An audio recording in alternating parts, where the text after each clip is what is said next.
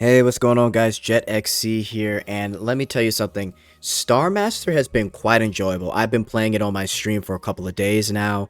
I do find it much better than the last Star Master. For those of you that don't know, there was a very dreary, bland map that was used for Star Master, and it's something that I've had complaints about SnowBreak in general, is just to kind of like liven up the maps a little bit more.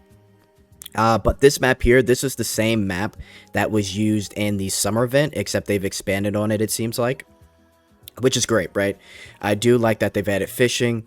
I do like that they've added more spawn points. They've added different parts of the map, different areas where mobs spawn, and you can teleport to where you need to teleport if you unlock the zone area, right?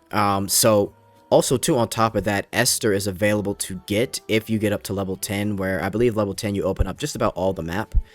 And Esther is it's a, hopefully your units are okay enough, right? And you'll be able to face off Esther 1v1, and if you win, she is definitely worth it, guys. She completely clears. So when you're done with the Pokemon world here, you can go to the challenge for Star Master and definitely take Esther with you and try and get a few more points to add at least 1 or 2 units along with Esther so she doesn't get focused.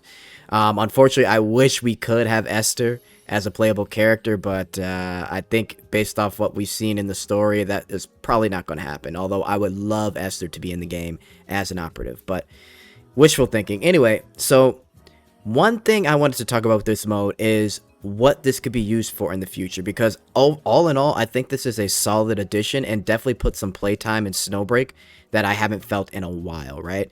So here's the thing. They did mention that they were working on an open world co-op map, and this was mentioned in their Billy stream that was about an hour. So here's what I'd like them to do, and I want to know what you guys think of the comments, man, because I've said this about SnowBreak so many times. The whole end game, some people may consider like end game to be NeuroSim.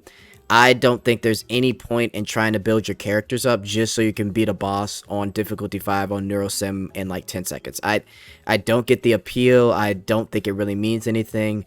I don't think having your name on the leaderboard means nothing. I think what makes this game special is that, I'm gonna be honest, you collect your favorite character, your favorite waifu character, you tune them up so you're able to play them at your own will, and like I said, if doing the co-op modes and Paradoxical Labyrinth are probably the funnest things to do on here, but co-op for sure is the funnest, right?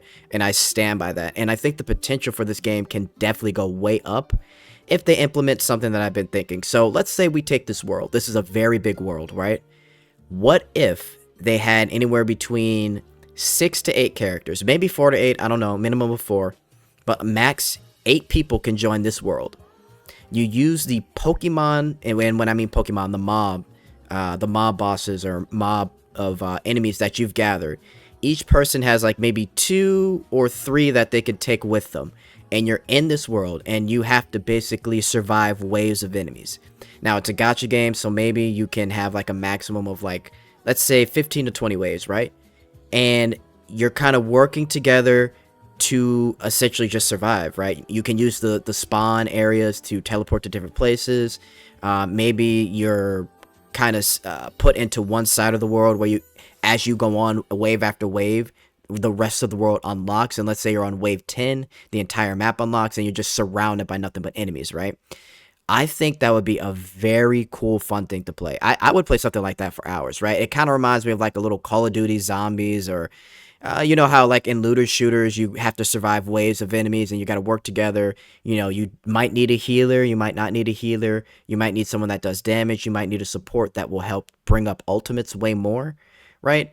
Or maybe they can utilize this little payload that they have on the map here, the payload thing too. Maybe we have to escort a payload as a side mission. I don't know.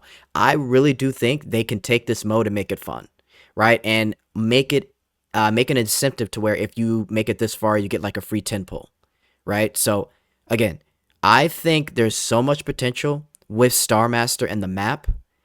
They need to take this map and do a little bit more with it. I think if they add co-op to this map some way, somehow, it would be one of the funnest things to do. So yeah, I really want to hear you guys' opinion on this. Please let me know in the comments. Again, I think Snowbreak, all in all, the fan service has been great and it's really been helping out the game. But for the gameplay, I think they'd be missing out if they didn't do some type of co op with this map. So let me know in the comments, and I'm out. Later.